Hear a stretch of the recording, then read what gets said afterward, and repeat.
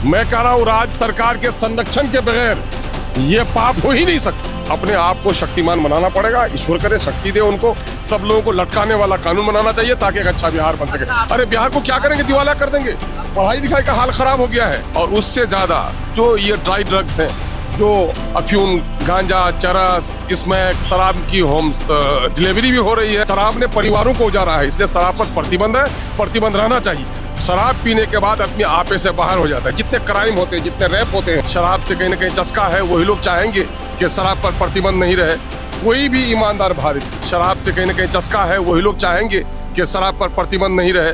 कोई भी ईमानदार भारतीय। फिर से पूछा जाए, शराबबंदी कानून को लेकर जो है सरकार में आपस में ही तकरार शुरू हो गया है। समीक्षा नहीं होना चाहिए। अरे चल रहा है बेजोर जब शादी होती है अक्सर उसमें तकरार होती है। मियाँ कभी अंदर होता है, बीवी कभी बाहर होती है। तो यही सरकार तो है ही, इनका तो शुरू दिन से मामला चल ही रहा है। इसमें बहुत सारे लोग हैं जो शराब के व्यवसायी हैं। शराब से कहीं ना कहीं चस्का है। वही लोग चाहेंगे कि शराब पर प्रतिबंध नहीं रहे। कोई भी ईमानदार भारतीय है, चाहे वो सनातनी हो, चाहे मुस्लिम हो, सिख हो, ईसाई हो, शराब पीने के बाद आदमी आपे से बाहर हो जाता है। जितने क्राइम होते हैं, जितने रैप होते हैं, आप एनालिसिस कर लीजिए, उसमें ज्यादा एक्सीडेंट्स होते हैं, गलत फैसले होते हैं, उसमें शराब का बड़ा रोल होता है। शराब ने परिवारों को उजाड़ा है, इसलिए शराब पर प्रतिबंध है, प्रतिबंध रहना चाहिए। ये और बात है कि बिहार सरकार ने शराब पर प्रतिबंध भी कर दिया है। शराब की होम डिलीवरी भी हो रही है। शराब के कारोबार में बहुत सारे लोग संलिप्त हैं। सरकार का उसको संरक्षण पर पात है। ये दोगलापन नहीं होना चाहिए, एकदम कड़ाई के साथ होना चाहिए। और उससे ज्यादा जो ये ड्राई ड्रग्स हैं, जो अफीम, गांजा, चरस, स्मैक, इनका जो प्रयोग हो रहा है, उससे बिहार की नई पीढ़ी बर्बाद हो रही है। इस कानून को और सख्त बनाना चाहिए। इसका प्रयोग करने वाले, इसका उपयोग करने वाले, इसका सप्लाई करने वाले, संरक्षण देने वाले सब लोगों को लटकाने वाला कानून बनाना चाहिए ताकि एक अच्छा बिहार बन सके। अरे बिहार को क्या करेंगे, दिवाला कर देंगे। पढ़ाई लिखाई का हाल खराब हो गया है। कारोबारी लूटे जा रहे हैं। लॉ एंड ऑर्डर कहीं मेंटेन नहीं है।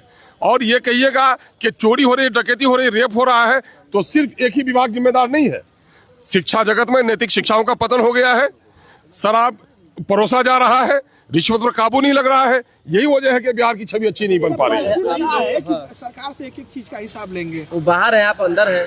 अब सवाल ये पैदा होता है कि लेना चाहिए, उनको मजबूती से लड़ना चाहिए। और सरकार से एक एक चीज का हिसाब लेने के लिए अपने आप को शक्तिमान बनाना पड़ेगा। ईश्वर करे शक्ति दे उनको। जो भी हो विपक्ष में, सरकार के कुकर्मों के सिलसिले में जनता के हित के लिए सरकार को तो जवाबदेह बनाना चाहिए। आप लोग सदन आ रहे हैं, वो नहीं आ रहे हैं, नेता प्रतिपक्ष। अरे भाई उनसे न पूछिएगा भाई। अब दूसरे के घर के खिचड़ी का मजा हमसे पूछ रहे हैं यार। तो मैं कैसे, वो बड़े नेता है, वो बड़े नेता है। मंत्री और नेता भी संलिप्त है। मैं कह रहा हूँ साफ, मंत्री संतरी की तरफ क्यों जा रहे हैं। मैं कह रहा हूँ राज्य सरकार के संरक्षण के बगैर ये पाप हो ही नहीं सकता। राज्य सरकार के संरक्षण के बगैर ये पाप हो ही नहीं सकता है। अख्तरुल ईमान का बड़ा बयान सामने है। तो दोबारा भी जुड़ेंगे। फिलहाल अभी के लिए दें इजाजत। हमारे साथ बने रहें, देखते रहें न्यूज़ हाट। बहुत बहुत धन्यवाद।